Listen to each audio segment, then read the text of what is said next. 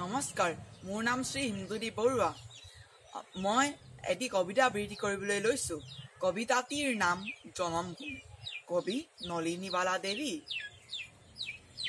মেলিলো প্ৰথম চকু তোমাৰ কোলাতে আই, জনমৰ আদিম পুৱা।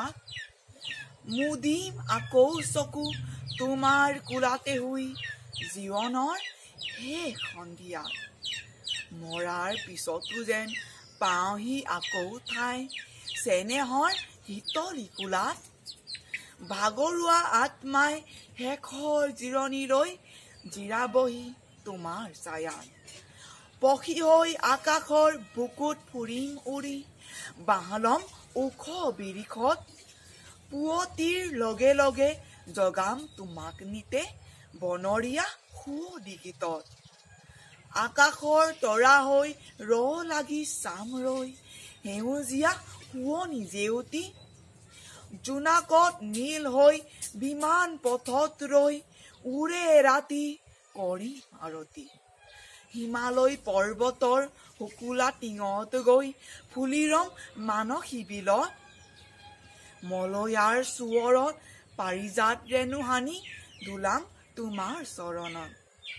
নদী হৈ পখালিম দুখানি চৰণ নিতে, মাটি হৈ মিলিম বুকুত। সোণোৱাৰী মেঘ হৈ ৰঙা হাঁহি বিৰিঙাম, হেতা পৰা দুখনি ওঠত।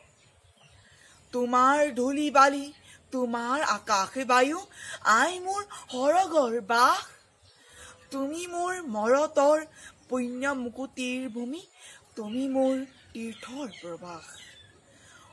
মোৰ চেনেহী দেশ, তোমাৰ দুখীয়া প্ৰজা, ৰচা তাত শান্তিৰ সৰগ। ক'ত পাম এনে প্ৰীতি, সৰল প্ৰাণৰ ভাষা, সেৱাৰ মহিমাময় ত্যাগ। দুখীয়াৰ ভগা পঁজা, একোখন তীৰ্থ তাত, একোখনি পুণ্যৰ আশ্ৰম।